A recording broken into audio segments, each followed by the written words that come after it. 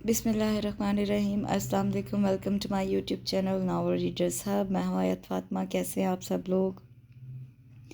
سب سے پہلے تو جناب یہ بیک گراؤنڈ جو نوائز ہے اس کو تھوڑا اگنور کریے گا، کیونکہ یہی ٹائم مجھے ملتا ہے کرنے کو، اور اس ٹائم تھوڑا سا نا اسٹریٹ میں کافی رش ہوتا ہے۔ تو آج ہم جو ناول پڑھیں گے بہت ہی خوبصورت نکاح بیسڈ ناول ہے۔ ایمرجنسی نکاح ہوتا ہے، دونوں کزنز ہوتے ہیں، لیکن جو لڑکا ہوتا ہے وہ اپنی دوسری کزن کو پسند کرتا ہے۔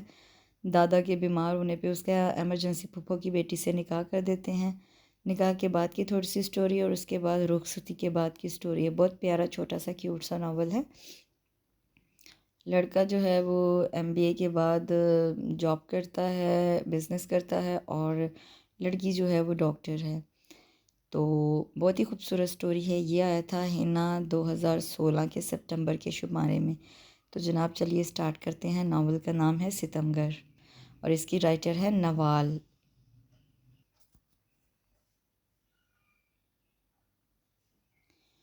یہ چیز ستمگر بائے نوال احمد۔ سٹارٹ کرتے ہیں۔ وقار ہاؤس کے در و دیوار کچن سے نکلتے اشتہا انگیز خوشبوؤں سے مہک رہے تھے۔ وقار الحسن اور بیگم وقار الحسن نے ڈائننگ ہال میں قدم رکھا تو شاندار ناشتے کا اہتمام دیکھ کر خوش ہو گئے۔ آج ایمان ان کے ساتھ واک پر نہیں گئی تھی۔ نانا نانی اور نواسی نماز کے بعد روز قریبی پارک واک کے لیے جاتے۔ آج سنڈے تھا اور ایمان کا اسپیشل بریک فاسٹ بنانے کا پلان تھا۔ ارے واہ، آج تو ہماری بیٹی نے دل خوش کر دیا۔ حلوہ پوری اور چنے دیکھ کر ہی ان کا دل خوش ہو گیا تھا۔ بیرسٹر صاحب، آپ کے لیے نہیں ہے یہ سب۔ آپ بھول گئے ہیں کہ آپ کو ہارٹ پرابلم ہے۔ آپ اپنا پرہیزی کھانا ہی کھائیں گے۔ حلوہ پوری کی طرف ان کے بڑھتے ہاتھ دیکھ کر بیگم وقار نے انہیں بڑے روب سے ٹوکا اور حلوے کا ڈونگا لاتی ایمان ہنس دی۔ وقار الحسن کا روب ساری دنیا پر چل سکتا تھا لیکن اپنی بیگم پر نہیں۔ ان دونوں کے درمیان یوں ہی نوک جھونک جاری رہتی اور ایمان ہنستی رہتی۔ نانو، آج تو نانا ابو کو چھٹی دے دے، بیچارے دیکھیں کیسے معصوم لگ رہے ہیں۔ کرسی گھسیٹ کر بیٹھتی وہ نانا ابو کی اتری ہوئی شکل دیکھ کر بول اٹھی۔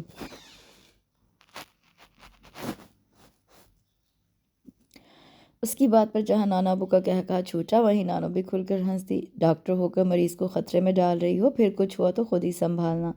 نانا ابو کو مزیدار ناشتے سے انصاف کرتا دیکھ کر نانو کی بڑبڑاہٹ عروج پر تھی۔ فکر نہ کریں، ناشتے کے فوراً بعد ٹیبلٹ دے دوں گی۔ نانا ابو، آج آپ عیش کریں۔ شاباش میری بیٹی، دیکھو اسے کہتے ہیں رحم دلی، اللہ تمہیں جزا دے۔ وقار الحسن نے پیار سے قریب بیٹھے ایمان کو ساتھ لگاتے ہوئے کہا تو وہ دونوں نانا نواسی نانو کو گھورتی نظروں سے دیکھتے پا کر اپنی ہنسی کنٹرول کرنے میں ناکام رہے اور ڈائننگ ہال قہقہوں سے گونج اٹھا۔ ایمان کی ہنسی کو بریک دروازے میں کھڑے شخص کو دیکھ کر لگی۔ ان دونوں نے بھی محسوس کیا، تبھی دروازے میں کھڑے اپنے جوان پوتے پر نظر پڑتے ہی سمجھ گئے۔ گڈ مارننگ گرینڈ ماما۔ پاپا آگے بڑھ کر وہ بیگم وقار کے برابر والی کرسی گھسیٹ کر بیٹھ گیا۔ گڈ مارننگ مائی سن، آج کیسے صبح صبح اٹھ گئے؟ عام دنوں میں بھی وہ کم ہی ناشتہ کرتا، کبھی ایک کپ چائے تو کبھی ایک ٹوسٹ یا بوائل ایگ، اور ویکینڈ پر تو اس کی آنکھ 12-1 بجے ہی کھلتی تھی۔ پتہ نہیں نیند ہی نہیں آ رہی تھی۔ صبح پاپا کا فون آیا، بعد میں نیند ہی نہیں آئی۔ گلاس میں جوس ڈالتے وہ عام سے لہجے میں تفصیل بتا رہا تھا۔ خیر تھی صبح صبح نعمان کا فون آیا؟ نانو کو فکر ہونے لگی۔ جی گرینڈ ماں، آفس کا کوئی کام تھا، اس سلسلے میں بابا سے تھوڑی انفارمیشن چاہیے تھی۔ بابا نے وہی بتانے کے لیے فون کیا تھا۔ زاویار اٹھ گئے ہو تو یار ہمارے ساتھ ناشتہ ہی کر لو۔ واؤ، آج تو بڑا ڈیلیشیس بریک فاسٹ بنا ہے۔ 3 طرح کے حلوے، پوریاں اور بھنے ہوئے مسالہ دار چنے دیکھ کر بے ساختہ اس کے منہ سے نکلا۔ بھائی ہماری بیٹی نے اپنے ہاتھ سے بنایا ہے، کھا کر دیکھو، بڑا ذائقہ ہے۔ ایمان کے ہاتھ میں وقار صاحب کی بات سن کر زاویار کے بڑھتے ہاتھ تھم گئے۔ اس نے ایک نظر اپنے سامنے بیٹھی ایمان پر ڈالی جو پلیٹ میں یوں جھکی بے نیاز بیٹھی تھی جیسے اس نے زاویار کی آمد کا نوٹس ہی نہ لیا ہو۔ زاویار کے چہرے کی مسکراہٹ غائب ہو گئی۔ خان بابا مجھے ناشتہ بنا دے۔ بیٹھے بیٹھے اس نے آواز دے ڈالی۔ میں بنا دیتی ہوں۔ خان بابا شاید سرونٹ کوارٹر جا چکے ہیں۔ حلق میں پھنسے آنسوؤں کو اندر اتارتے اس نے اٹھتے ہوئے کہا۔ اس سے بیٹھنا محال ہو گیا تھا جب ہی اٹھ کھڑی ہوئی۔ نو تھینکس گرینڈ ماں، جب خان بابا آئیں گے تو ناشتہ میرے کمرے میں بھجوا دیجیے گا، سختی سے کہتے ہوئے ڈائننگ ہال سے نکل گیا۔ صبح کی اور خفت کے احساس سے ایمان دہکنے لگی اور اپنے کمرے میں چل دی۔ وقار الحسن اور بیگم وقار نے بیک وقت ایک دوسرے کو دیکھا۔ دونوں کی آنکھوں میں چھا جانے والی اداسی کتنی جان لیوا تھی۔ بھاری دل لیے وہ خاموش بیٹھے رہے۔ گیٹ کے قریب گاڑی رکنے کی آواز پر اس نے چونک کر اس جانب دیکھا۔ فرنٹ سیٹ کا دروازہ کھولتا زاویار باہر نکلا تھا، جبکہ ڈرائیونگ سیٹ پر بیٹھی مہک ذوالفقار اسٹریٹ لائٹ اور گیٹ کے پلرز پر لگے فانوسوں کی روشنی میں واضح دکھائی دے رہی تھی۔ گھوم کر زاویار ڈرائیونگ سیٹ کی طرف آ گیا اور گاڑی کے کھلے شیشے سے جھانکتا جھکا ہوا کچھ کہہ رہا تھا۔ جانے اس نے کیا کہا تھا کہ مہک کھلکھلا اٹھی تھی اور تھوڑی دیر بعد وہ زاویار گیٹ پار کرتا اندر کی طرف غائب ہو چکا تھا۔ ٹیرس پر کھڑی ایمان ریلنگ سے ہٹ کر کرسی پر بیٹھ گئی اور بیگ سے سر ٹکا کر آنکھیں موند لی۔ کتنا تکلیف دہ احساس ہوتا ہے کسی اپنے کو کسی اور کے ساتھ دیکھ کر، لیکن وہ اس کا اپنا تھا ہی کب؟ وہ تو شروع سے ہی مہک ذوالفقار کا دیوانہ تھا، وہ ہی پاگل تھی جو جانے کب سے اسے دل میں بسائے بیٹھی تھی۔ اسے یاد تھا کہ بچپن میں بھی جب مہک آ جاتی تو وہ ایمان کو یکسر بھول جاتا اور مہک سے کھیلتا۔ دونوں کرکٹ کھیلتے، ایک دوسرے سے اپنی چھوٹی چھوٹی باتیں شیئر کرتے اور کبھی تو سائیکلنگ کرنے نکل جاتے۔ کبھی شاید یاد آنے پر زاویار ایمان کو بھی اپنے ساتھ کھیلنے کی آفر دیتا، مگر وہ انکار کر دیتی۔ پھر وہ آہستہ آہستہ خود ہی ان سے دور ہو گئی۔ نانا ابو اور نانو اسے کہتے کہ وہ زاویار کے ساتھ کھیلا کرے، لیکن اسے ان دونوں کا اسے اگنور کرنا یاد آتا تو وہ انکار کر دیتی۔ پھر تو معمول بن گیا، زاویار جب بھی چھٹیاں گزارنے لاہور آتا یا تو مہک ٹپک پڑتی یا زاویار ان کی طرف چلا جاتا۔ پھر آہستہ آہستہ وقت گزرتا گیا۔ ایمان نے کتابوں میں پناہ ڈھونڈ لی تھی۔ ماموں جان کے وقار ہاؤس آنے پر زاویار سے ملاقات ہو جاتی۔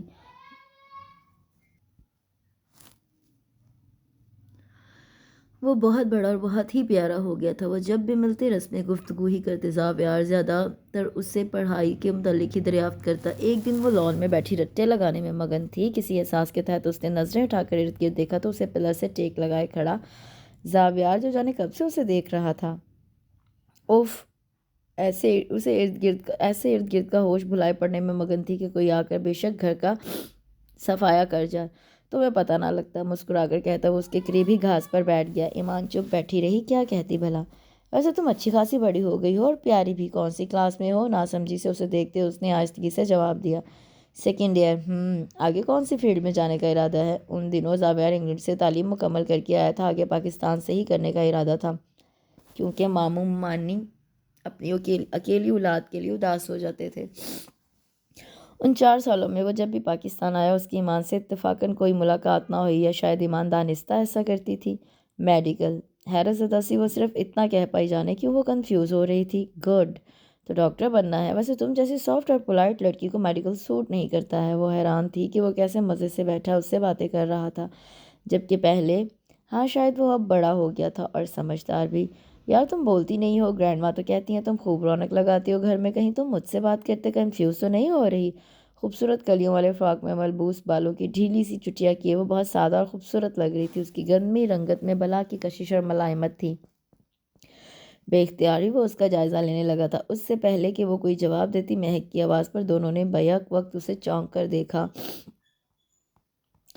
اسے دیکھتے ہی وہ مسکرا کر اٹھ کھڑا ہوا، جبکہ مہک کی نظروں کی ناگواری محسوس کر کے وہ کتابیں سمیٹ کر اندر چلی گئی۔ مہک، موڈ کیوں آف ہے؟ میرا کیوں آف ہوگا موڈ؟ اگر تم بیزی نہیں ہو تو لانگ ڈرائیو پر چلیں؟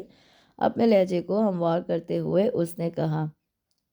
As you wish, I am ready dear, بھرپور دل سے کہتے اس نے کہا تو مہک مسکرا دی۔ زاویار تم ایمان سے کیا باتیں کر رہے تھے؟ اس کی سوئی وہیں اٹکی تھی۔ اس کی نظروں سے تو وہ منظر ہی غائب نہ ہو رہا تھا جب زاویار بڑے مگن انداز میں ایمان پر نظریں جمائے ہوئے تھا۔ اوہ آئی سی، تم میم کا موڈ اس لیے آف تھا، انداز چھیڑنے والا تھا۔ نہیں جی، ایسی تو کوئی بات نہیں ڈیئر، شک کی بو تو آ رہی ہے، ویسے فکر نہ کرو زاویار، حسن کے دل میں صرف تمہاری جگہ ہے، وہ مسکرا کر کہتے شرارت سے اس کے قریب ہوا تو مہک نے اسے پیچھے کرتے ہوئے خود سے دور کیا۔ ڈرائیونگ پر دھیان دو، ظالم لڑکی، تمہارے ہوتے ہوئے تو کہیں دھیان نہیں جاتا، جان بوجھ کر چھیڑنے کے لیے اس نے کہا تو مہک کا قہقہا چھوٹ گیا۔ وقار الحسن اور آمنہ وقار کی 2 اولادیں تھیں۔ سب سے بڑا نعمان، اس سے چھوٹی زرمین۔ وقار الحسن وکالت کی شعبے سے منسلک تھے اور ہائی کورٹ میں جج تھے، جبکہ آمنہ وقار یونیورسٹی میں پروفیسر تھی۔ ان دونوں نے بہت ہی پرسکون و خوشحال زندگی گزاری تھی۔ زندگی نے بہت بڑا دکھ یہ دیا کہ ان کی اکلوتی بیٹی ایک کار ایکسیڈنٹ میں اپنے شوہر کے ہمراہ بھری جوانی میں اس دنیا سے رخصت ہو گئی۔ ایمان تب 3 سال کی تھی اور خوش قسمتی سے زرمین اس دن کسی دعوت میں جانے کی غرض سے آمنہ بیگم کے ہاں اسے چھوڑ گئی تھیں۔ اس طرح ایمان ان کی گود میں آ گئی اور آج تک دونوں میاں بیوی نے اسے بے حد پیار اور دنیا جہان کی آسائشیں دیں۔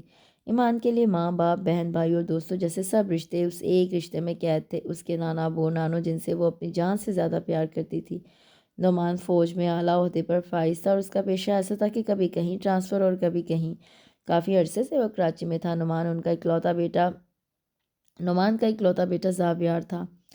چھٹیوں میں وہ لوگ زیادہ تر لاہور آ جاتے۔ زاویار کی خالہ بھی ڈیفینس میں ان کے گھر سے کچھ فاصلے پر ہی رہتی تھیں۔ مہک زاویار کی ہم عمر تھی اور شکل و صورت کے لحاظ سے بہت سو کو مات دیتی تھی، البتہ بے حد مغرور تھی۔ ایمان سے تو اسے کوئی خاص پرخاش تھی۔ زاویار کے حوالے سے اسے ایمان سے ہر وقت خطرہ رہتا تھا، لیکن وہ جانتی تھی کہ زاویار اس میں انٹرسٹڈ ہے اور ایمان سے اسے کوئی کنسرن نہیں۔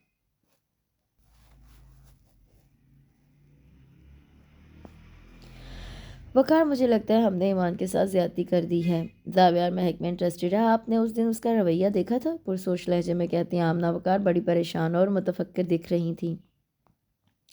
آمنہ، تم فکر نہ کرو، سب ٹھیک ہو جائے گا۔ کیسے ہو جائے گا ٹھیک؟ آج تک تو نہ ہوا، 5 سال ہونے والے ہیں ان کے نکاح کو، لیکن زاویار کا رویہ پہلے سے بھی برا ہوتا جا رہا ہے۔ مجھے نہیں لگتا کہ یہ رشتہ زیادہ دیر چل سکتا ہے۔ میرا دل بہت پریشان ہوتا ہے۔ اس بار نعمان آئے گا تو میں اس سے بات کروں گا، ہمیں اب رخصتی کر دینی چاہیے۔ ان کی بات سن کر وہ حق تک سی انہیں دیکھتی رہ گئی۔ وقار ایک بار پھر سوچ لے، لیکن وقار الحسن نے ایک بار فیصلہ کر لیا تھا۔ دروازے سے ہٹ کر ایمان اپنے کمرے میں چلی گئی۔ نانا ابو، آپ لوگ بہت غلط کرنے جا رہے ہیں۔ ہاتھوں میں چہرہ لیے وہ روتی چلی گئی۔ وہ کیسے ایسے شخص کے ساتھ زندگی گزارے گی جس نے ان 5 سالوں میں ایک بار بھی اسے سیدھے منہ بات نہ کی تھی؟ وہ اس کی طرف دیکھنا گوارا نہ کرتا تھا۔ اس کے ذہن پر تو اس ظالم کے کہے گئے الفاظ نقش تھے۔ وہ میڈیکل کے 2nd ایئر میں تھی جب وقار الحسن کی کسی دوست کی طرف سے ایمان کا رشتہ آیا تھا۔ انہوں نے اس سلسلے میں نعمان سے بات کی۔ ابو جی، ایمان ابھی بہت چھوٹی ہے، ابھی کیا جلدی ہے؟ بیٹا، ہم چاہتے ہیں کہ ہم جلد از جلد اسے کسی مضبوط بندھن میں باندھ دیں۔ بیٹا، یتیم بچی ہے، کل کلاں ہمیں کچھ ہو گیا تو پیچھے اس کا کون ہے؟ آمنہ بیگم نے رنجیدہ لہجے میں کہا تو کچھ دیر تو سب چپ ہو گئے۔ بیٹا، میری شروع سے ہی خواہش ہے کہ زاویار اور ایمان کا رشتہ جوڑ دیں، تم کیا کہو گے؟ لیکن افشا مامی نے زاویار کی پسند کا بہانہ کر کے بڑی سہولت سے انکار کر دیا۔ وقار الحسن اور آمنہ وقار نے زور نہ دیا اور ایمان کا رشتہ طے کر دیا۔ لڑکا باہر تعلیم حاصل کرنے گیا تھا۔ کچھ عرصے بعد لڑکے والوں نے یہ کہہ کر انکار کر دیا کہ ان کے بیٹی کو کوئی اور پسند ہے اور وہ یہ شادی نہیں کرنا چاہتا۔ یہ کوئی چھوٹی موٹی بات نہ تھی جو نظر انداز کر دی جاتی۔ تب پے در پے وقار الحسن کو 2 دفعہ ہارٹ اٹیک ہوا۔ سارے گھر والے صورتحال سے پریشان تھے۔ ایمان بھی اس دھچکے سے بری طرح متاثر ہوئی تھی۔ تب ایک روز نعمان کا ہاتھ تھامے وقار الحسن نے ان سے اپنی ایمان کے لیے بھیک مانگ لی۔ اب دنیا سے انہیں خوف آتا تھا، جانے کیسے لوگ ملیں۔ بابا، یہ کیا کہہ رہے ہیں آپ؟ ایسے کیسے ہو سکتا ہے؟ ان کی بات سن کر زاویار اور افشا حیران پریشان اسے دیکھنے لگے۔ بس میں نے کہہ دی، اس جمعے زاویار اور ایمان کے نکاح کی تقریب ہے۔ ان کا لہجہ 2 ٹوک تھا۔ نعمان صاحب نے جب زاویار سے یہی بات کہی تو اس بات کو سن کر زاویار تڑپ کر بولا، بابا پھر آپ بھی سن لیں، میں ایمان سے کبھی شادی نہیں کروں گا۔ میں مہک کو پسند کرتا ہوں اور اسی سے شادی کروں گا۔ زاویار، میرے بیٹے، میری بات سمجھنے کی کوشش کرو۔ میں ابو جی کے بندھے ہاتھوں کو دیکھ نہیں سکا۔ دیکھو، ایمان یتیم اور بے سہارا ہے۔ اس واقعے کے بعد امی ابو کے خدشات بڑھ گئے ہیں۔ پلیز بیٹا۔ بابا، ہم نے کیا یتیموں کا ٹھیکہ لے رکھا ہے؟ میں بتا رہا ہوں آپ کو، مجھے ہرگز ایمان سے شادی نہیں کرنی۔ زہر خند لہجے میں کہتا وہ تن فن کرتا باہر نکل گیا۔ پھر دادا ابو نے خود اس سے التجا کی تھی۔ وہ ان کے جڑے ہوئے ہاتھوں کو دیکھ کر ہار گیا۔ مہک نے سنا تو بھڑک اٹھی۔ مہک، یہ نکاح صرف کاغذی رشتہ ہے جسے وقت آنے پر مجھے ختم کر دینا ہے، زاویار نے اسے تسلی دیتے ہوئے کہا، لیکن وہ چپ نہ رہی اور رونے لگی۔ زاویار، جھوٹی تسلیاں مت دو۔ آج تم نے اپنے دادا کے جڑے ہاتھوں کو دیکھ کر نکاح کر لیا، کل رخصتی ہو جائے گی اور پھر ایک دن تمہیں اس سے محبت ہو جائے گی۔ ایسا کبھی نہیں ہوگا۔ تم کل بھی میرے لیے اہم تھی، آج بھی اور ہمیشہ رہو گی۔ تمہاری جگہ ایمان کبھی نہیں لے سکتی۔ اس نے یہ بات گزرے 5 سالوں میں پوری کر کے دکھائی تھی۔ ایمان میڈیکل کی ٹف پڑھائی میں گم ہو چکی تھی یا شاید خود کو گم کر لیا تھا۔ ایک ہی گھر میں رہتے رہتے وہ مہینوں ایک دوسرے کی شکل نہ دیکھ پاتے۔ زاویار اور مہک نے ایک ساتھ ہی لم سے MBA کی ڈگری لی تھی اور اب دونوں ایک ہی ملٹی نیشنل کمپنی میں جاب کر رہے تھے۔ ایک ساتھ آنا جانا، گھومنا پھرنا، ان کے درمیان رشتہ اور مضبوط ہو گیا تھا۔ وقار الحسن اور آمنہ بیگم سب دیکھتے لیکن چپ رہتے۔ ان دونوں کے بوڑھے ہاتھ اپنے رب کی بارگاہ میں اپنی بیٹی کی خوشیوں کے لیے اٹھتے تو آنکھیں آنسوں سے تر ہو جاتی۔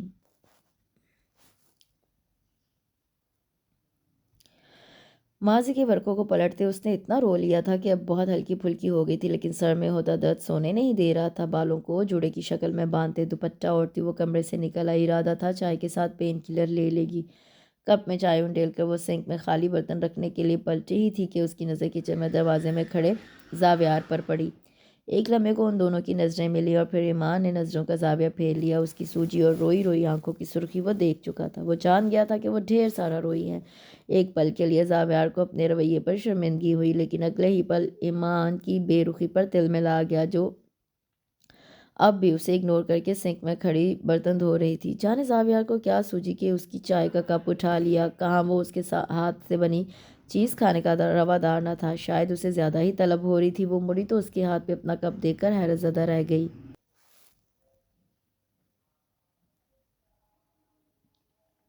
تم اور بنا لو یا یہی چاہیے؟ سوالیہ نظروں سے دیکھتا وہ کچن کی سلیب سے ٹیک لگائے کھڑا تھا۔ بلیک ٹی شرٹ اور لائننگ والے آرام دہ ٹراؤزر میں بکھرے ہوئے بالوں کے ساتھ بھی وہ اچھا خاصا ڈیشنگ لگ رہا تھا۔ یکدم ہی چونک کر اس نے نظروں کا زاویہ بدل لیا۔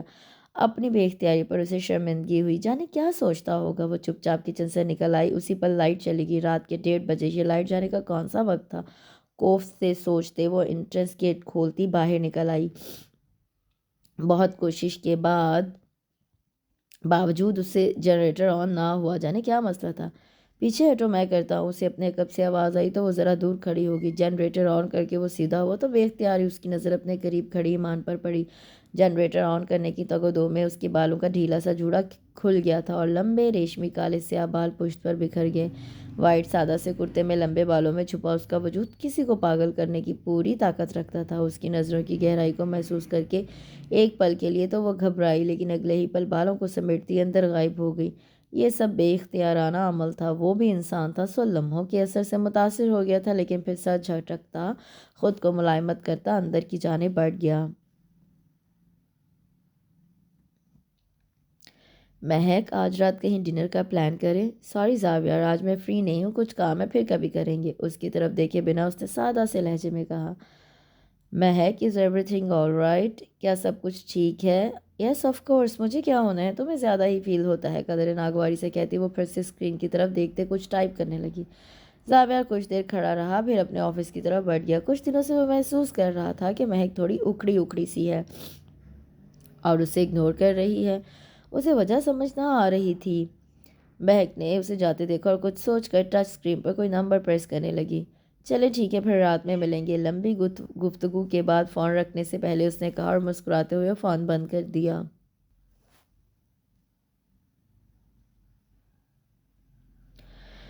وہ فری تھا، سو اپنے دوست کے بلانے پر اس کے گھر چلا گیا۔ دوست نے زبردستی کھانے پر روک لیا۔ گھر آتے آتے وہ لیٹ ہو گیا۔ گھر سے گاڑی تھوڑے فاصلے پر تھی جب اس نے گیٹ کے سامنے کھڑی گاڑی کو دیکھا۔ Thank you so much doctor Arsalan. Driver گھر پر نہ تھا اور گاڑی ورک شاپ پر تھی۔ ہاسپٹل سے فارغ ہوتے ہوتے دیر ہو گئی۔ وہ ٹیکسی وغیرہ لینے کا سوچ رہی تھی جب ڈاکٹر ارسلان کی آفر پہ نہ چاہتے ہوئے بھی وہ ان کے ساتھ آ گئی۔ نانا ابو اور نانو کو فون کر کے وہ بتا چکی تھی۔ اٹس مائی پلیجر، اس کے سر جھکا کر کہنے پر وہ مسکرا دی۔ اس نے اندر آنے کا کہا، لیکن ارسلان نے بڑی سہولت سے انکار کر دیا۔ زاویار کو اس کی مسکراہٹ اور اس شخص کی ایمان پر پڑی گرم نظروں کی بہار دیکھ کر آگ لگ گئی۔ وہ ایمان کو 1-2 بار پہلے بھی اس شخص کے ساتھ ریسٹورنٹ میں دیکھ چکا تھا۔ اسے غصہ آ رہا تھا اور شدید جلن محسوس ہو رہی تھی۔ کمرے میں چکر لگاتا کچھ سوچ کر وہ باہر نکل آیا۔ پہلے ہی اس کا دماغ مہک کے رویوں سے خراب ہو رہا تھا، اوپر سے ایمان کو اس ڈاکٹر کے ساتھ دیکھتا اس سے ہضم نہ ہو رہا تھا۔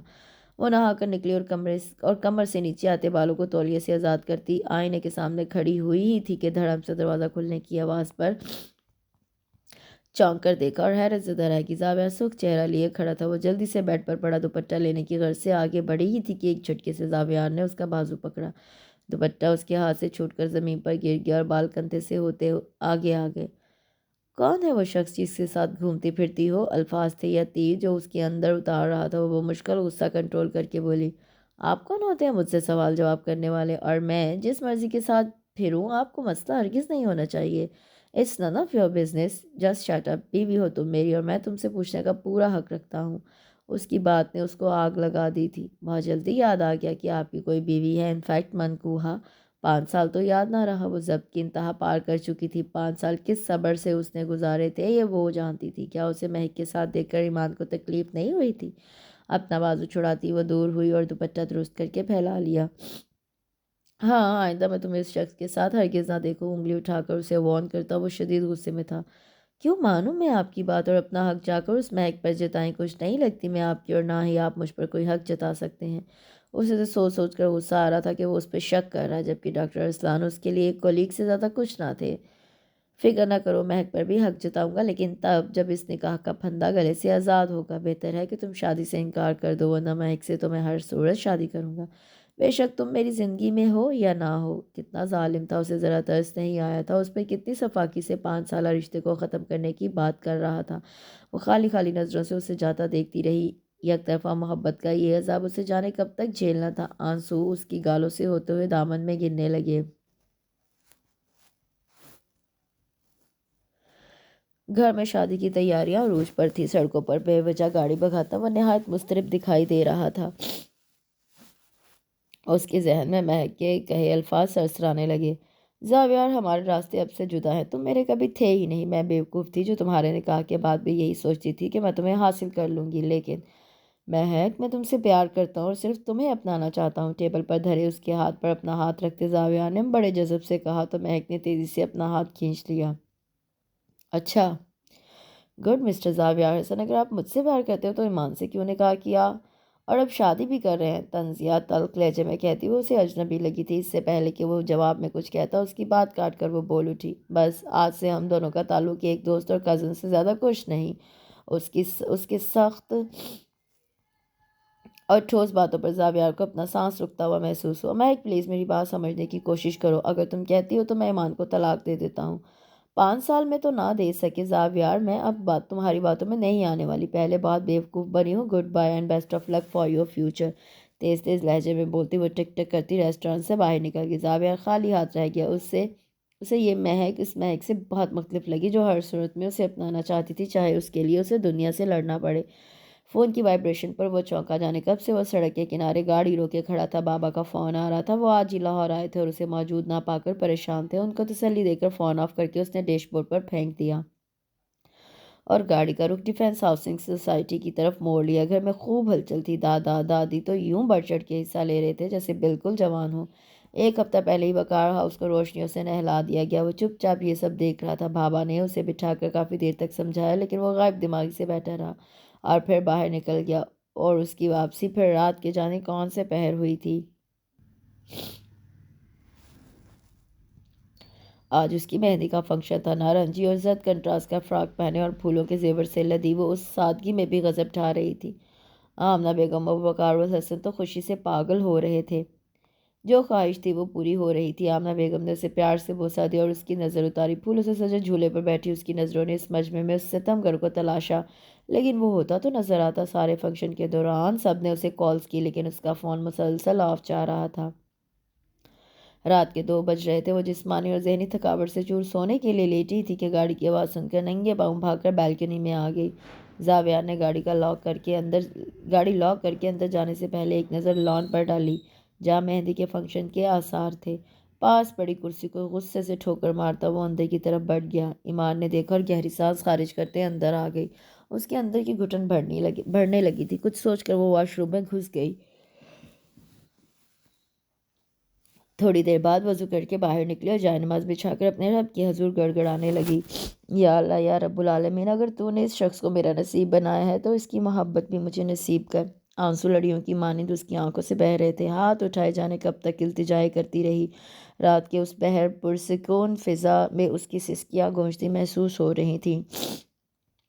ٹھنڈے بڑھتے وجود کے ساتھ وہ حسن کے تمام آلات سے مزین زاویار کے کمرے میں موجود تھی۔ نانا ابو نانو تھوڑی دیر پہلے ہی اس کے پاس سے اٹھ کر باہر گئے تھے۔ ان کے پاس اس کو دینے کے لیے دعاؤں کے سوا کچھ نہ تھا۔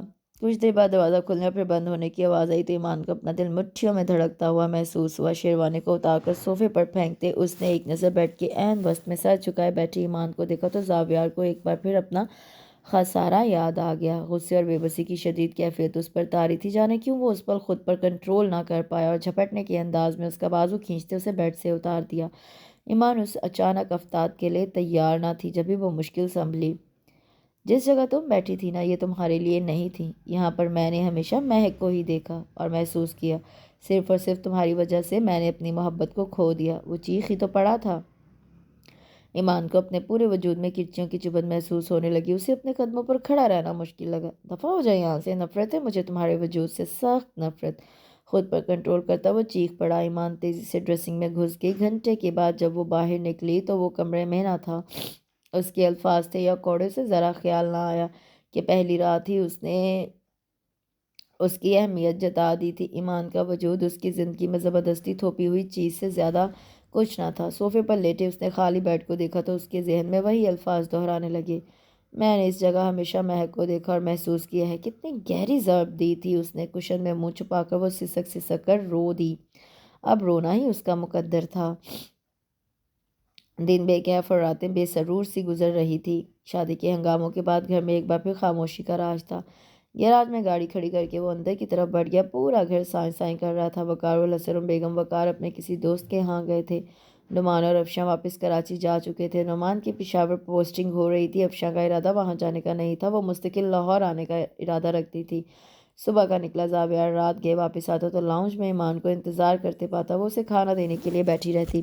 کھانے کا پوچھنے پر زاویہ بڑی کاٹدار نظروں سے اسے دیکھتا اور وہ کچھ بھی جواب دیے بنا سیڑھیاں عبور کرتا اپنے کمرے میں چلا جاتا۔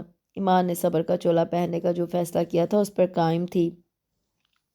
اسے اپنے تمام فرائض یاد تھے۔ آج وہ خلاف معمول جلدی آ گیا تھا۔ پورا گھر خالی تھا۔ اس نے کمرے میں دیکھا ایمان بھی کہیں موجود نہ تھی۔ خان بابا، وہ اوپر سے ہی انہیں آوازیں دینے لگا۔ اس کے چیخنے پر خان بابا دوڑے چلے آئے۔ خان بابا کہاں ہے سب بیٹا؟ وہ صاحب جی اور بی بی تو اپنے کسی دوست کے ہاں گئے اور ایمان بیٹی تو ابھی ہسپتال سے ہی نہیں آئی۔ واٹ؟ ایمان ہسپتال گئی ہے؟ وہ جانے پوچھ رہا تھا یا خود کو یقین دلا رہا تھا؟ جی بیٹا، وہ تو روز ہی جاتی ہیں۔ خان بابا نے بڑی حیرت بھری نظروں سے اسے دیکھا۔ زاویار بھی دیکھ چکا تھا جب ہی انہیں کافی کا کہتا کمرے میں آ گیا۔ اسے ہوش ہی کہاں تھی کہ گھر میں کیا ہو رہا ہے۔ خان بابا ایک کپ اسٹرانگ سی چائے تو کمرے میں بھیج دے۔ کچن سے آتی کھٹ پٹ کی آوازیں سن کر اس نے اوپر جاتے جاتے ہی انہیں بلند آواز سے کہا اور کمرے میں آ گئی۔ بیگ اور اوور آل کو صوفے پر پھینکا۔ پنکھے کو فل سپیڈ آن کر کے دوپٹے کو لاپرواہی سے بیڈ پر پھینکتی وہ بیڈ کے کنارے ٹک گئی۔ سینڈل سے پاؤں آزاد کرتی وہ سیدھی ہوئی تھی کہ اس کی نظر اچانک ٹیرس میں کھلنے والے دروازے پر پڑی۔ کافی کے چھوٹے چھوٹے سپلے تھا۔ وہ بڑی گہری نظروں سے اسے گھور رہا تھا۔ وہ گھبرا کر سیدھی ہوئی۔ وہ اسے اس وقت دیکھ کر واقعی میں حیران رہ گئی تھی کیونکہ کافی عرصے سے اس نے لیٹ آنے کی روٹین بنا لی تھی۔ تبھی وہ بے خبر تھا کہ ایمان ہاسپٹل باقاعدگی سے جا رہی تھی۔ کافی کا مگ ٹیبل پر رکھ کر وہ اس کے قریب آ کھڑا ہوا۔ اس کی نظروں سے ایمان کو الجھن ہونے لگی۔ وہ نہ تو آگے بڑھ کے دوپٹہ اٹھانے کے قابل تھی اور نہ ہی یوں کھڑی رہ سکتی تھی۔ سائڈ سے ہو کر نکلنے ہی والی تھی کہ زاویہ نے سختی سے اس کی کلائی تھام لی۔ میرے قریب آنے سے ہی تمہیں گھبراہٹ ہونے لگتی ہے جبکہ میں تمہارا شوہر ہوں اور جس کے ساتھ دن دہاڑے گھومتی پھرتی ہوں تب شرم نہیں آتی؟ ایمان نے بڑے افسوس سے اس کو دیکھا۔ وہ اتنی گری ہوئی بات کرے گا اس نے سوچا تک نہ تھا۔ آپ کو شرم آنی چاہیے اپنی بیوی کے بارے میں ایسی بات کرتے ہوئے، طنزیہ لہجے میں کہتے اس نے بڑے ضبط سے کہا تو زاویہ نے ایک زوردار تھپڑ اس کے گال پر دے مارا۔ وہ جھٹکے سے بیڈ پر جا گری۔ آنسو آنکھوں کی سرحد پار کر کے چہرے کو بھگونے لگے۔ ایک گاڑی آپ لے کر گئے تھے جبکہ دوسری گاڑی نانو لوگ۔ ڈرائیور کال پک نہیں کر رہا تھا۔ ڈاکٹر ارسلان کا روٹ یہی تھا۔ ان کے اسٹار پر میں ان کے ساتھ آ گئی۔ زاویہ اپنی سوچ ٹھیک کریں۔ اپنی بیوی پر ہاتھ اٹھاتے آپ کی غیرت کہاں چلی گئی؟ روتے روتے وہ چیخ پڑی، جسٹ شٹ اپ! میں مر تو نہیں گیا تھا جو تم مجھے فون نہ کر سکی، اور ہاں آج کے بعد تم جاب پر نہیں جاؤ گی۔ بس بہت کر لیا شوق پورا۔ اس کی آخری بات پر وہ رونا بھول کر اسے دیکھتی رہ گئی۔ وہ کیسے ایسا کر سکتا تھا جبکہ وہ جانتا تھا کہ یہ اس کا پیشہ ہی نہیں اس کا شوق بھی تھا۔ زور سے دروازہ بند کرتا وہ باہر نکل گیا۔ ہاتھوں میں چہرہ چھپا کے وہ پھوٹ پھوٹ کر رو دی۔ جانے اس شخص کے ستم ختم ہونے بھی تھے یا نہیں؟ ان دونوں کے درمیان پہلے جو تھوڑی بہت بول چال تھی وہ بند ہو چکی تھی۔ زاویار کی روٹین میں چینج آ گیا تھا۔ اب وہ رات کی بجائے سر شام ہی لوٹ آتا اور کھانا بھی سب کے ساتھ مل کر کھاتا۔ ایمان نے ریزائن دے دیا تھا اور یہ بات جب نانا ابو اور نانو کو پتہ لگی تو وہ برس پڑے۔ ساری عمر اتنی محنت اس لیے کی تھی کہ گھر بیٹھ جاؤ، اگر گھر ہی بیٹھنا تھا تو MBBS جیسی مشکل فیلڈ ہی کیوں اپنائی؟ میں نے ساری عمر جاب کی، نہ تو میرا گھر ڈسٹرب ہوا نہ فیملی۔ نانو تو اس کے فیصلے پر سخت برہم تھی۔ ایمان کچھ نہ بولی، چپ چاپ بیٹھتی سنتی رہی۔ میں نے منع کیا اسے جاب کرنے سے،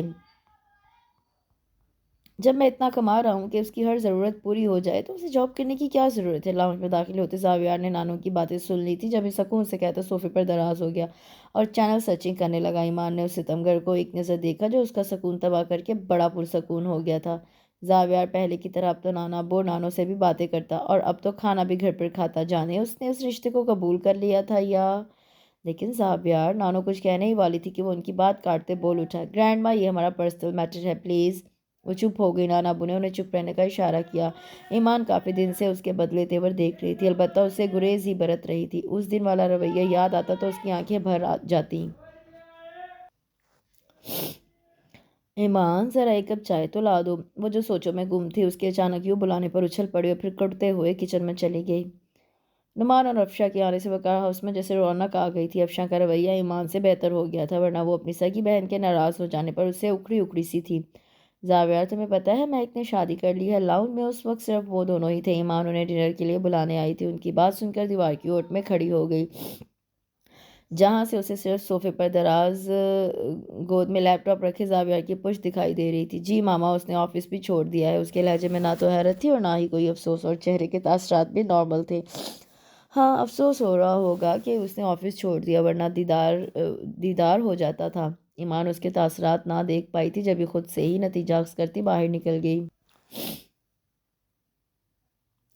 وہ کمرے میں آئی تو زاویار کو بیڈ پر لیٹے پایا۔ اب وہ اسٹڈی کی جگہ کمرے میں ہی سوتا تھا۔ ایمان تب کمرے میں جاتی جب اسے اندازہ ہوتا کہ وہ سو چکا ہوگا۔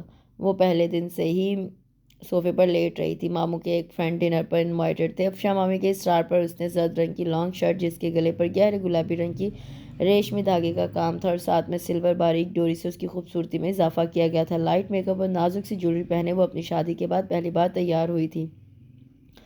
وہ عام سے حلیے میں رہتی تھی۔ نانو جب بھی اسے بننے سنورنے کا کہتے تو وہ خاموش ہو جاتی۔ کس کے لیے بنوں سنوروں؟ اس شخص کے لیے جس نے پہلی رات ہی اپنے لیے سجی سوری دلہن کو منہ دکھائی میں یہ تحفہ دیا تھا کہ وہ اس کی جگہ کسی اور کو دیکھتا ہے، اور اسے اس سے کتنی نفرت ہے۔ سیاہ گھنے ریشمی بالوں کی آبشار کو ہلکے سے کیچا لگا کر پشت پر کھلا چھوڑ دیا تھا۔ بلا شبہ وہ سنہری پری لگ رہی تھی۔ لاؤنج میں داخل ہوتے زاویار کی نظر جیسے ہی مہمانوں کے درمیان بیٹھی ایمان پر پڑی، اس کی نظریں پلٹنا بھول گئیں۔ اس کی نظروں کی تپش کو وہ محسوس کر چکی تھی جب ہی بہانے سے اٹھ کر باہر نکل گئی۔ زاویار کو اپنی بے اختیاری پر نہ تو حیرت تھی نہ ہی شرمندگی۔ ایک بار پہلے بھی وہ ایسے ہی بے اختیار ہوا تھا۔ اسے وہ رات یاد آ گئی جب وہ جنریٹر چلانے گیا تھا۔ وہ معنی خیز مسکراہٹ کے ساتھ کچھ سوچتا آگے بڑھ گیا۔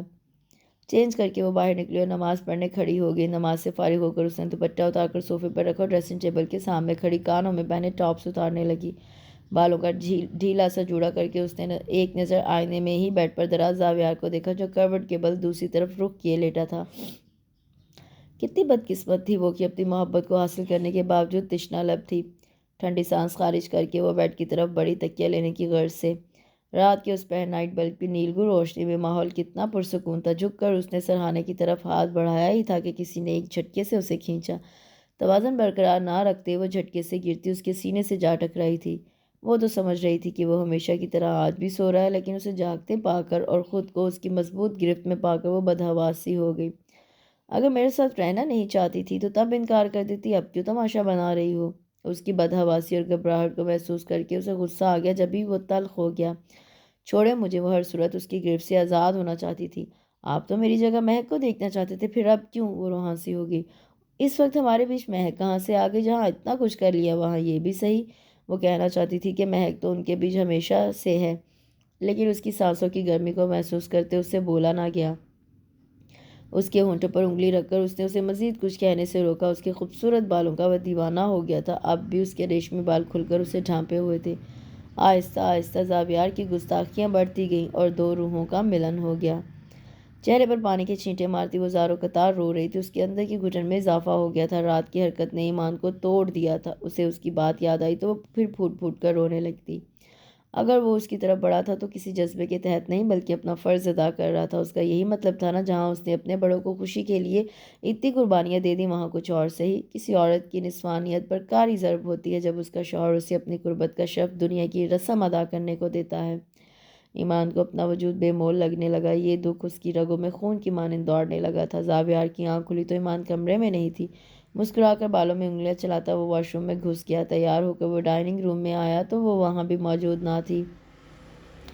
نانا ابو نے اس کے آنے پر ایمان کو آواز دی، جو کچن سے نکلنے کا نام ہی نہیں لے رہی تھی۔ ایمان بیٹی کہہ رہی ہیں وہ بعد میں ناشتہ کر لیں گی، ابھی اسے بھوک نہیں۔ اندر آتے خان بابا نے بتایا تو سب چپ ہو گئے۔ ناشتہ کے دوران سب کے بلانے پر بھی وہ باہر نہ نکلی۔ زاویہ جانتا تھا کہ وہ اس کی موجودگی کی وجہ سے نہیں آ رہی۔ ناشتے سے فارغ ہو کر سب کو سلام کرتا وہ آفس کے لیے نکل گیا۔ اسے کام کے سلسلے میں ارجنٹ اسلام آباد جانا پڑا۔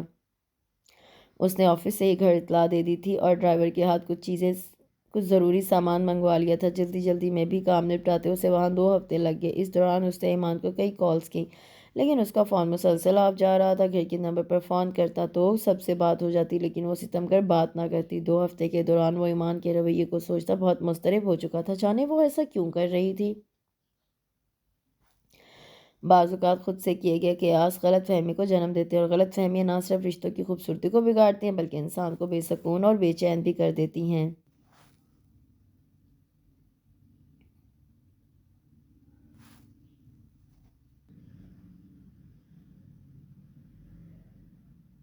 آمنہ وقار کی کوکنگ شاندار تھی۔ نعمان پشاور سے 1-2 دن کے لیے آئے تھے۔ پہلے تو افشاں تھی تو دل لگا رہتا، لیکن اب بیچارے اکیلے تھے کیونکہ افشاں نے لاہور ہی میں رہنے کا فیصلہ کیا تھا۔ زاویہ صبح صبح اسلام آباد سے واپس آیا تھا اور آتے ہی فریش ہو کر بستر پر جا گرا تھا، اور اب دوپہر ہونے کو تھی لیکن وہ بے سدھ سو رہا تھا۔ سب کے کہنے پر ایمان 2-3 دفعہ کمرے کا چکر لگا آئی، لیکن اسے سوتا دیکھ کر واپس آ گئی۔ ڈھیلی ٹی شرٹ اور ٹراؤزر میں کشادہ پیشانی پر بکھرے بالوں کی ہمراہ سرہانے کو بازوؤں میں لیے وہ بے خبر سو رہا تھا۔ اس کا محبوب، اس کا شوہر، اس کا محرم اس کے پاس تھا، پھر وہ کیوں خدشات کو لیے پھر رہی تھی؟ اس نادان لڑکی کی بے وقوفی تھی، لیکن وہ بھی کیا کرتی؟ اس کی زبان کے دیے گھاؤ سے بھولتے نہ تھے، اس کا دھتکارنا اس کی نظروں سے جاتا نہ تھا۔ آنسو بے بس ہو کر چھلک پڑے، تب ہی اسے قریب سے زاویار کی آواز سنائی دی تو وہ گھبرا گئی۔ مندی مندی آنکھیں کھولے وہ اسے ہی دیکھ رہا تھا۔ مسز، آپ کے ہسبینڈ تو آپ کے پاس موجود ہیں، پھر رو کس خوشی میں رہی ہیں؟ وہ میری آنکھ میں کچھ چلا گیا تھا، میں رو تو نہیں رہی۔ وہ تیزی سے اٹھ کھڑی ہوئی۔ ارے کہاں جا رہی ہو؟ اتنی ظالم ہو، اپنی آواز سے بھی محروم رکھا، اب تھوڑی دیر تو پاس بیٹھ جاؤ، سب کھانے پر آپ کا انتظار کر رہے ہیں، جلدی سے نیچے آ جائیں۔ اس کی بات کو اگنور کرتی وہ تیزی سے کہتی باہر نکل گئی۔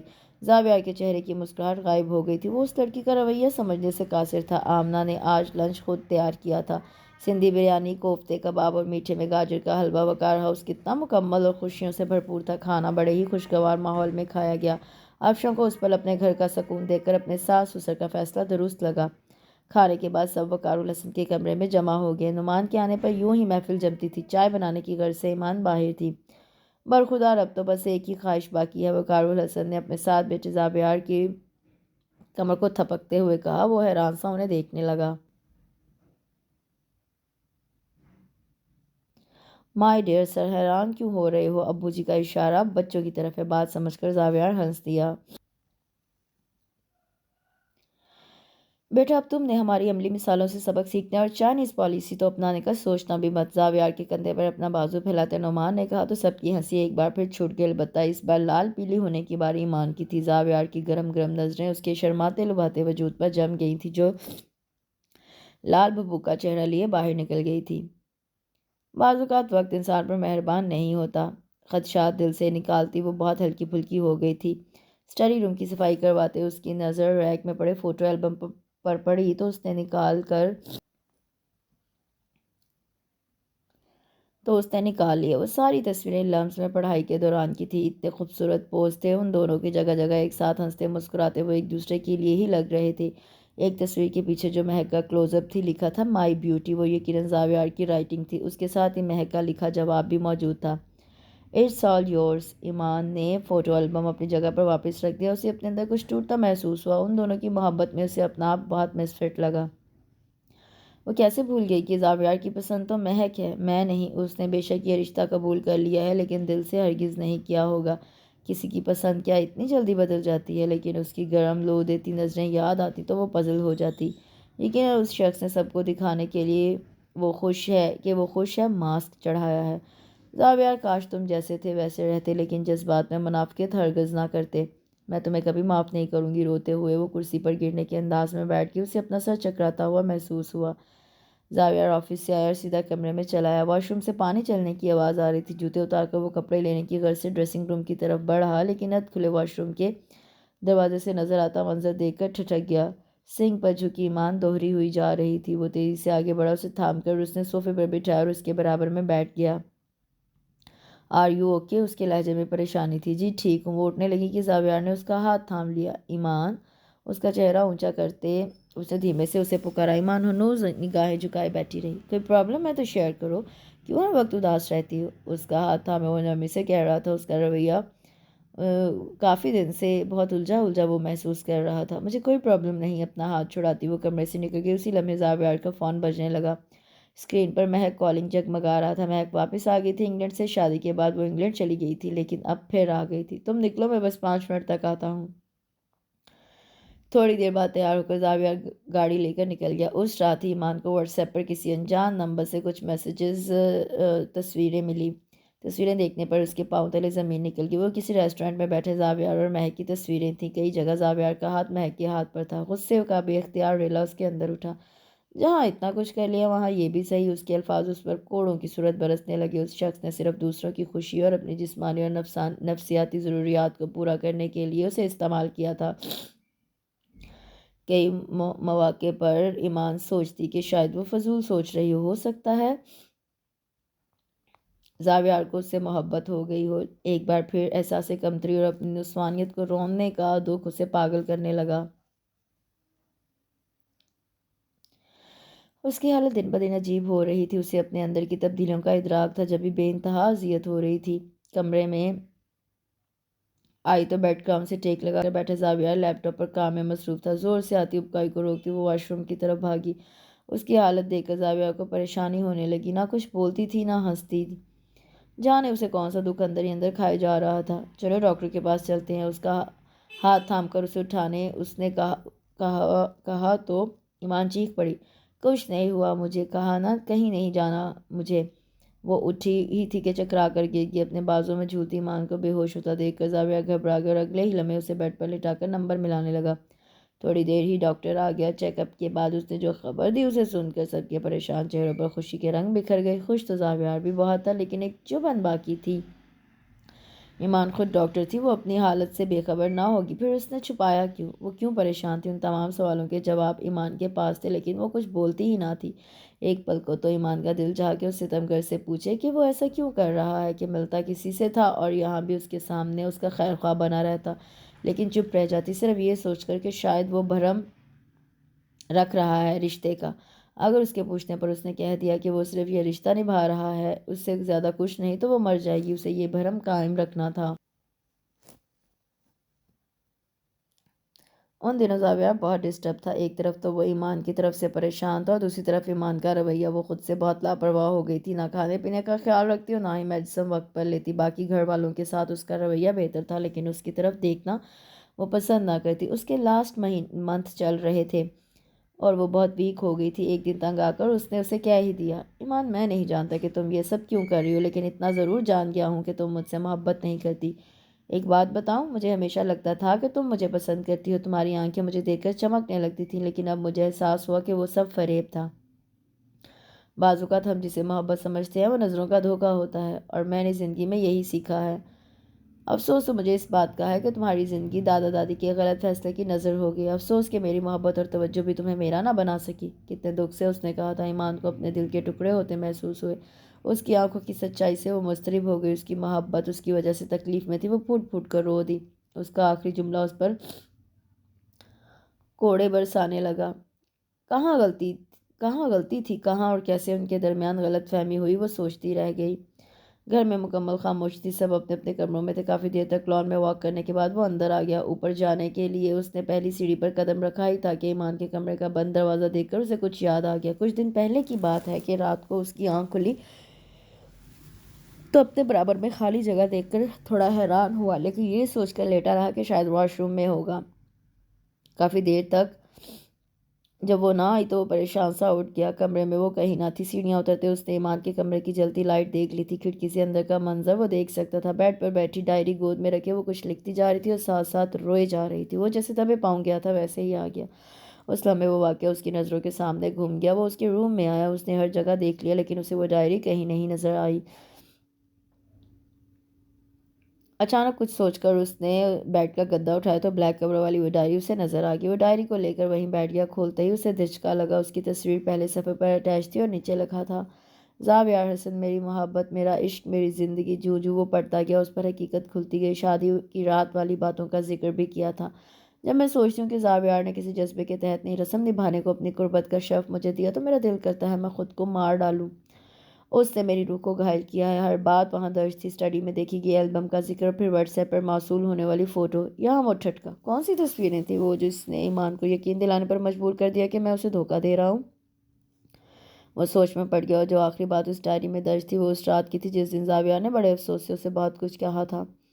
وہ کہتا ہے اسے اب لگتا ہے کہ مجھے اس سے محبت نہیں، ہمارے ساتھ کیا ہو رہا ہے، میں کیسے یقین دلاؤں کہ میں اسے کتنا چاہتی ہوں۔ ڈائری لیے وہ کمرے سے نکل گیا۔ کمرے کا دروازہ بند کر کے اس نے ڈائری کو سائڈ ٹیبل پر رکھا اور ایمان کا موبائل اٹھا لیا جس پر کوڈ لگا تھا، لیکن وہ جانتا تھا کیا پاس ورڈ ہوگا۔ اس نے کی پیڈ پر اپنا نام ٹائپ کیا تو لاک کھل گیا۔ تصویریں دیکھنے پر اسے جھٹکا لگا اور آہستہ آہستہ ساری گتھیاں سلجھتی گئیں۔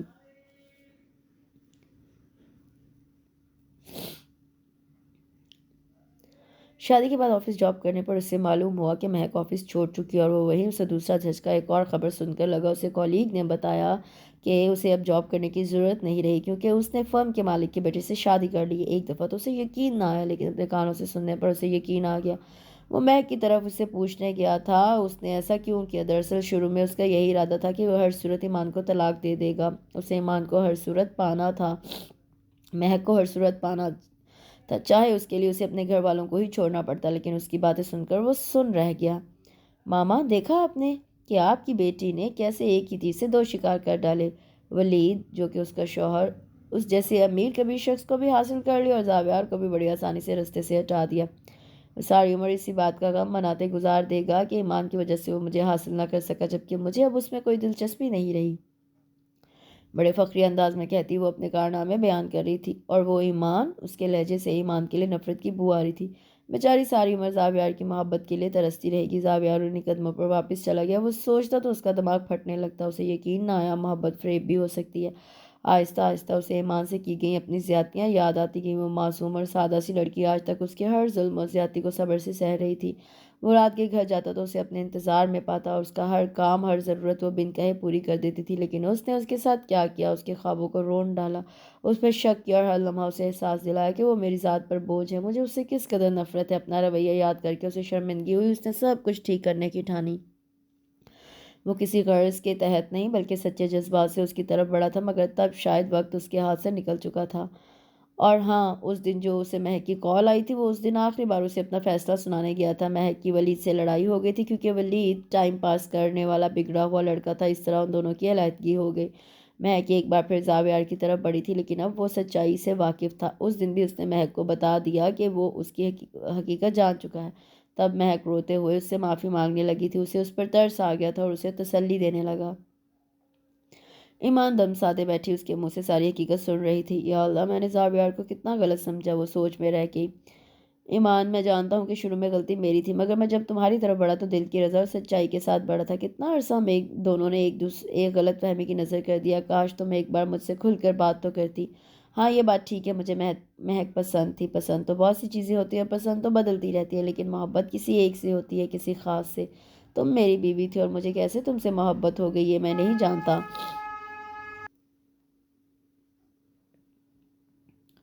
لیکن اتنا ضرور کہوں گا کہ جس رب العزت نے ہمارے نصیب جوڑے تھے اس نے ہی محبت مجھ پر الہام کر دی۔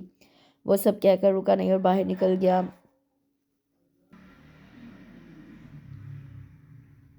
پیچھے ساکت بیٹھی ایمان ہچکیوں سے رو دی۔ روتے روتے وہ کب سو گئی اسے پتہ نہ چلا۔ اپنے پہلو میں اٹھتی ٹیسوں کی تکلیف سے اس کی آنکھ کھل گئی۔ زاویار اس سے کچھ فاصلے پر ہی بیڈ پر دراز تھا۔ جب درد حد سے زیادہ ہونے لگی تو اس نے زاویار کا کندھا ہلایا۔ وہ ہڑبڑا کر اٹھ بیٹھا اور اسے درد سے دوہرا روتے دیکھ کر جلدی سے آگے بڑھا۔ فجر کی اذانوں کے وقت زاویار حسن کے ہاں صحت مند بیٹے کی پیدائش خوشخبری سنتے ہی وہ ہاسپٹل سے نکل گیا۔ اسے رب کے حضور سجدہ شکر بھی تو بجا لانا تھا۔ ایمان نے جس چہرے کو تلاشنا چاہا وہ وہاں نہ تھا۔ تبھی دروازہ کھلا اور وہ ستمگر اندر داخل ہوا۔ اسے آتا دیکھ کر نعمان اور افشاں باہر نکل گئے۔ وقار الحسن عقیقے کے انتظامات کرنے گئے تھے جبکہ آمنہ وقار شکرانے کے نفل ادا کر رہی تھی۔ کمرے میں اس وقت صرف وہ دونوں تھے۔ زاویار نے آگے بڑھ کر اسے دیکھا جو بہت ہی کمزور دکھ رہی تھی۔ رنگت ایسے لگ رہی تھی جیسے کسی نے جسم سے سارا خون نچوڑ لیا ہو۔ چہرے پر تھکاوٹ کے آثار واضح دکھائی دے رہے تھے۔ زاویار نے اس کے چہرے کے گرد بکھرے بالوں کو سمیٹا اور اس کا ماتھا چوم لیا۔ تھینک یو ایمان، اس کا ہاتھ تھامے اس نے بڑے جذب سے کہا۔ کس لیے؟ ہماری محبت کی اس خوبصورت نشانی کا تحفہ دینے پر۔ اس کے ساتھ لیٹے کمبل میں لپٹے اپنے بیٹے کو اٹھاتے اس نے کہا تو وہ مسکرا دی۔ جسے وہ ستمگر سمجھتی رہی وہ تو خدا کی رحمت کا انعام تھا جو زاویار حسن کی صورت میں اس پر برسائی گئی تھی۔ زاویار بچے کو سینے سے لگائے محبت پاش نظروں سے ایمان کو دیکھ رہا تھا۔ دونوں کے دل اور آنکھیں مسکرا رہی تھیں اور زندگی تو اب ہنستے مسکراتے محبتیں سمیٹتے گزرنی تھی۔ اس کے ساتھ اس خوبصورت سے ناول کا اختتام ہوتا ہے۔ کمنٹ سیکشن میں مجھے ضرور بتائیے گا کہ آپ کو یہ ناول کیسا لگا۔ کل انشاءاللہ ایک نئے ناول کے ساتھ حاضر ہوں گی۔ اپنا بہت سا خیال رکھیں، دعا میں یاد رکھیں۔ اللہ حافظ۔